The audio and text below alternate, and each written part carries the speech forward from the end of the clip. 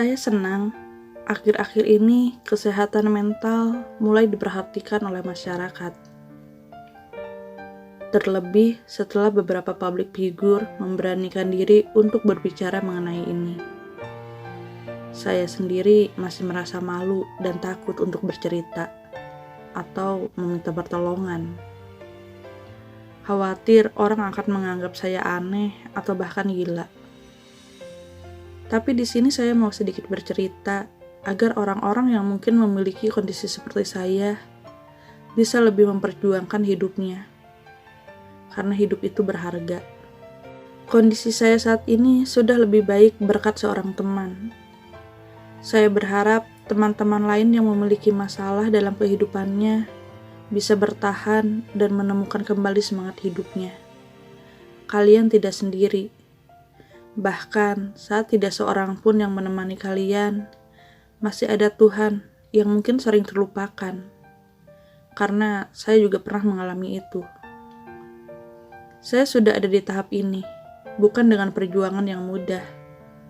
Saya pun dibantu oleh teman yang sangat tulus hatinya. Saya akan mulai bercerita dari pertama masalah ini berawal. Sebut saja saya Aca. Dan saya akan memulai ceritanya.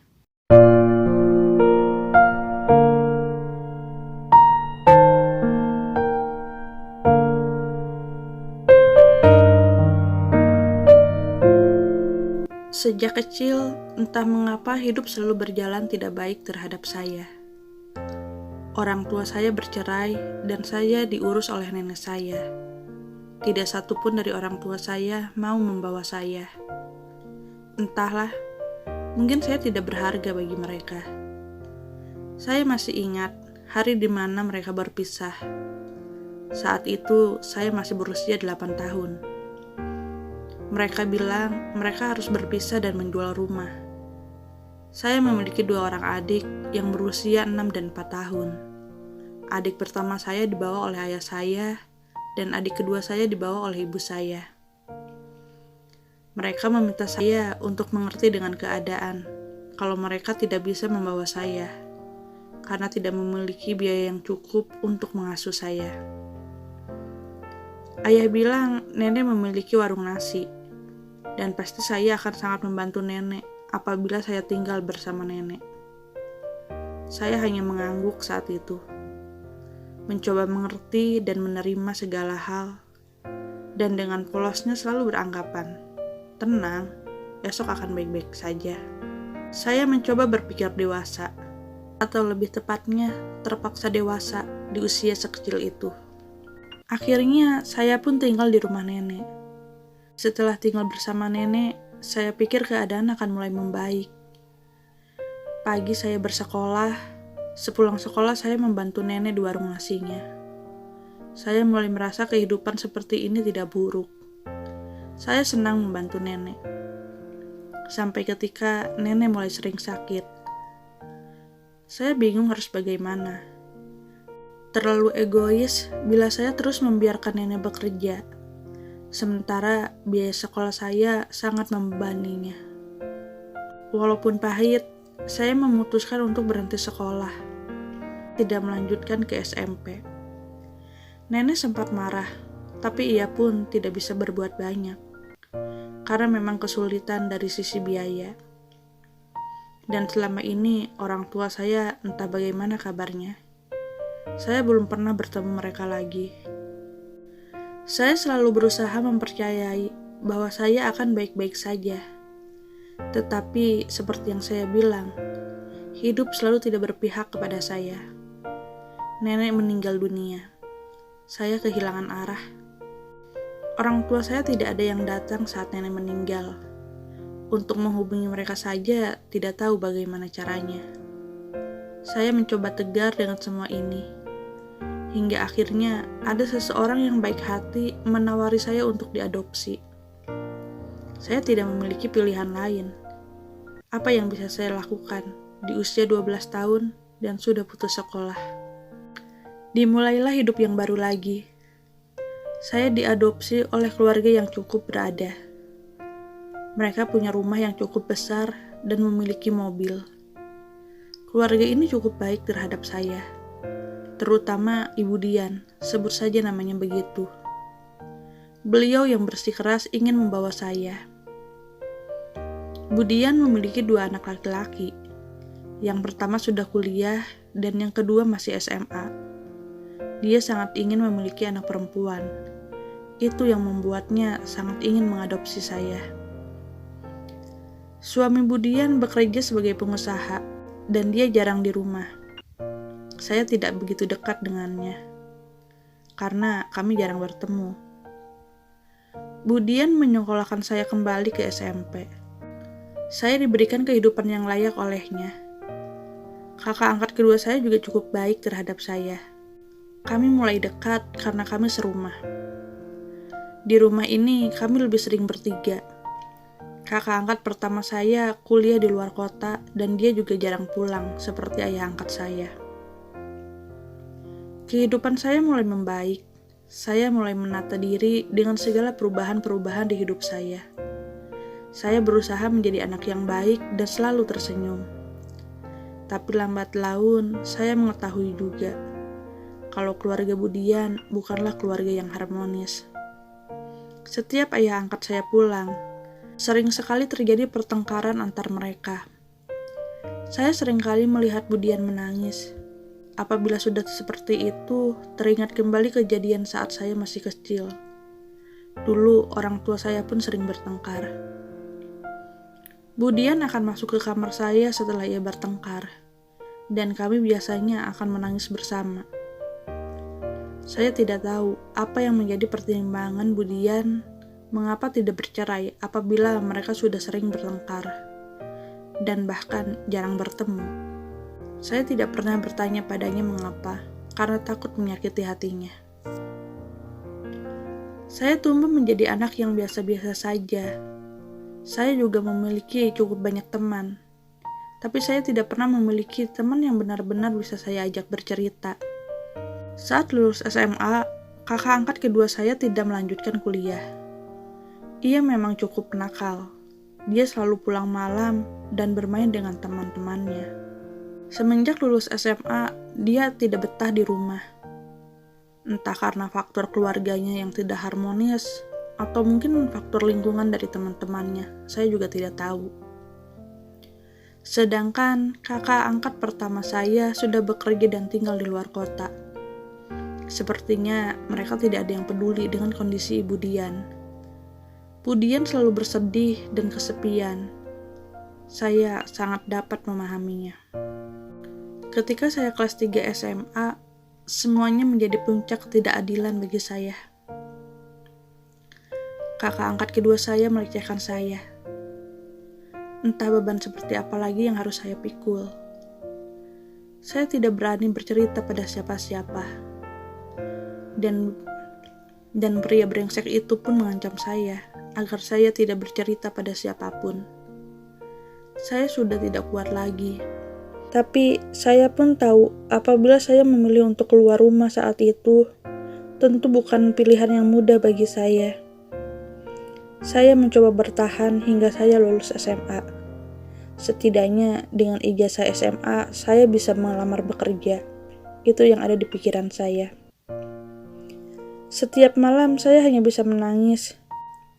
Entah harus menyalahkan siapa atas hidup saya yang seperti ini. Sialannya, pria brengsek itu melakukan hal bejatnya lagi. Karena ia tahu saya tidak memiliki keberanian untuk berkata pada siapapun. Tindakan bejatnya yang kedua ini diketahui oleh Bu Dian. Pada awalnya, saya merasa beruntung akhirnya bisa lepas dari semua ini. Saya berharap Bu Dian akan menghukum anaknya. Bu Dian pun menceritakan tindakan bejat anaknya pada suaminya. Akhirnya saat itu kami semua berunding. Saya mencoba berkata pada mereka, saya ingin kakak angkat saya ini dipenjara dan diberi hukuman yang setimpal. Tapi apa yang dikatakan oleh ayah angkat saya lebih menyakitkan lagi. Ia berkata, apa saya akan bersikap tidak tahu diri dengan memenjarakan anaknya? Anak yang orang tuanya telah merawat saya.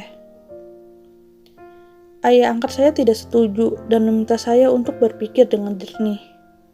agar saya tidak membawa kasus ini pada polisi. Saya tidak bisa berkata apa-apa saat itu. Harapan saya hanya Budian. Saya melirik padanya. Tetapi Budian memalingkan mukanya dari saya. Saya kalah. Tidak ada satupun yang membela saya. Bagaimanapun, kakak angkat saya adalah anak kandungnya. Bagaimana mungkin ia bisa membela saya daripada anaknya sendiri? Saya sudah tidak memiliki harga diri lagi.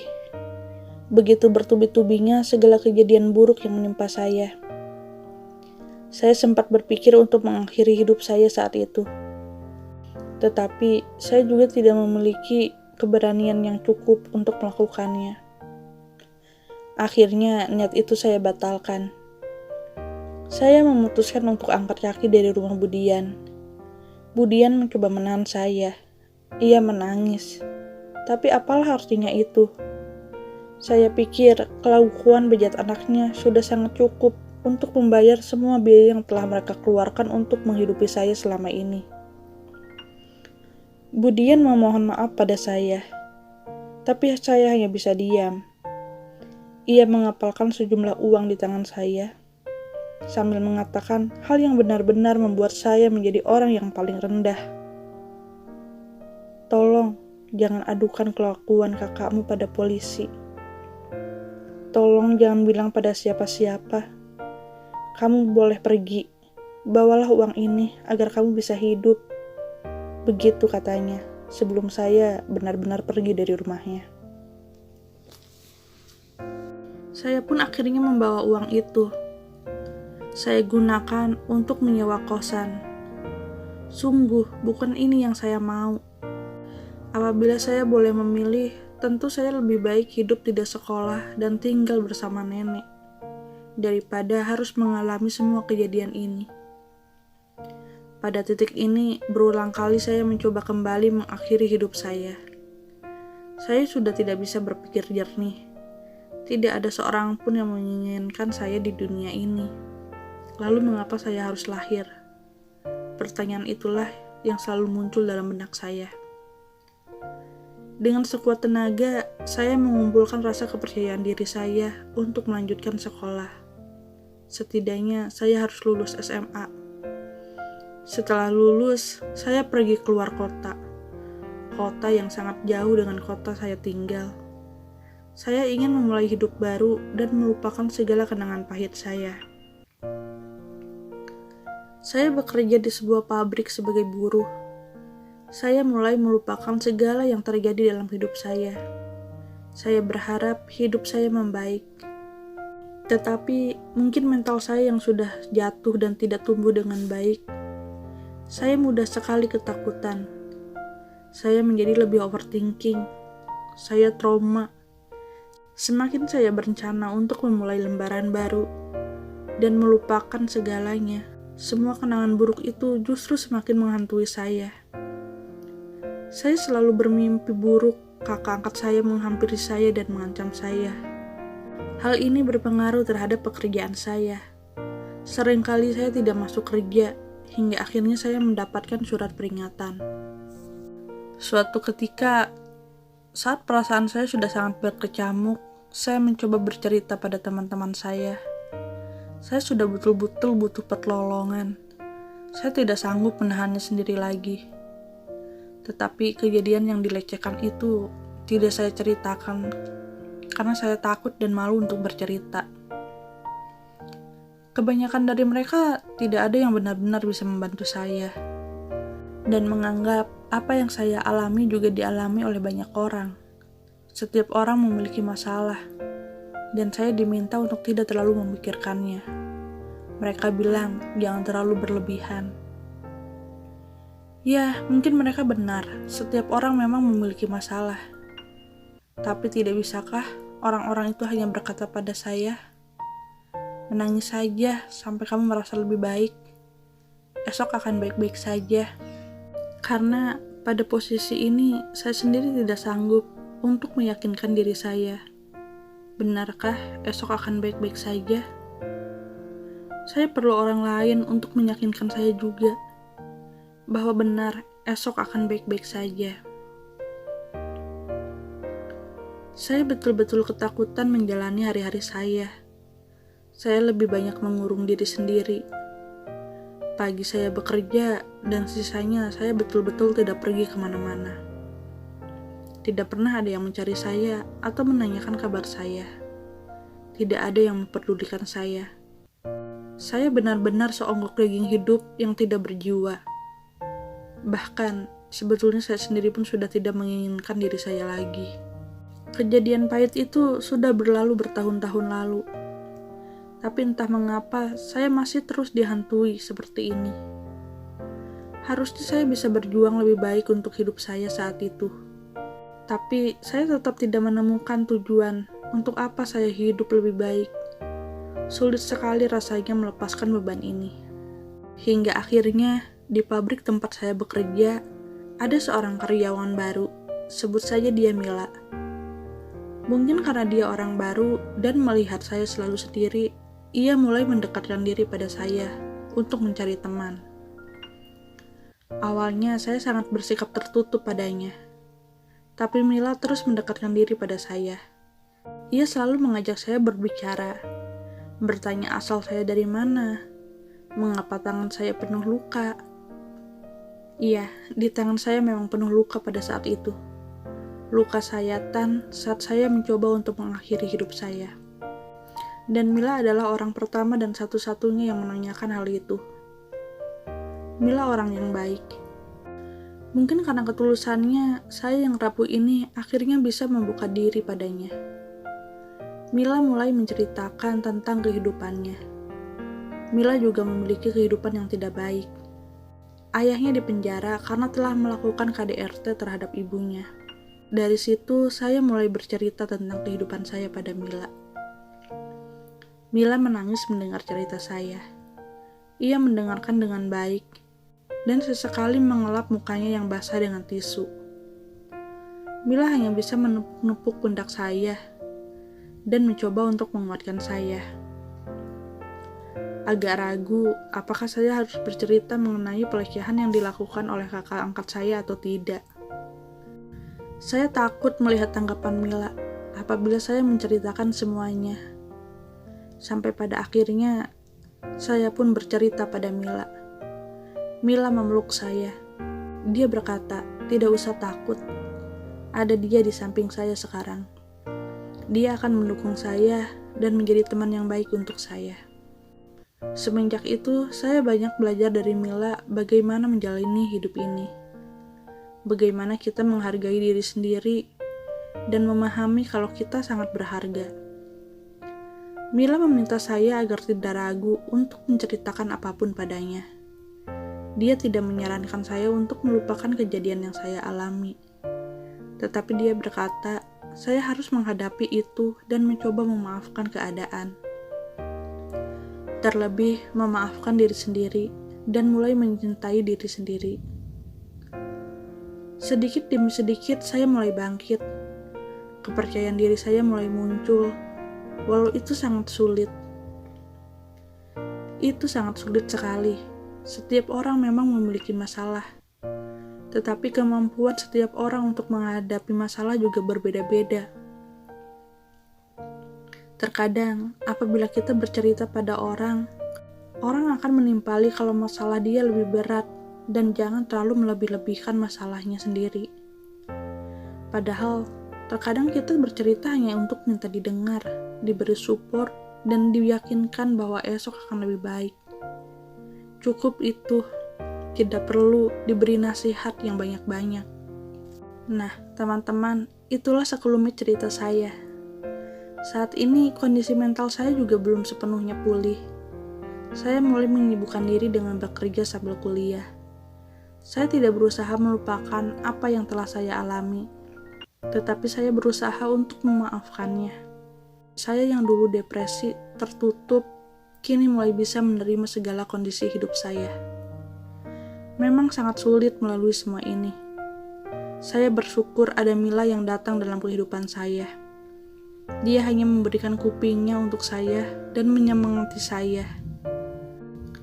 Serta Mila bisa menerima saya apa adanya. dan menjadikan temannya. Orang lain saja bisa menerima diri kita. Tentu saya harus menerima diri saya sendiri.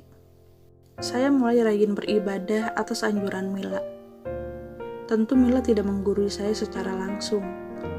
Ia melakukannya dengan pendekatan yang tulus. Dia tidak menjudge saya kalau saya kurang iman atau sebagainya.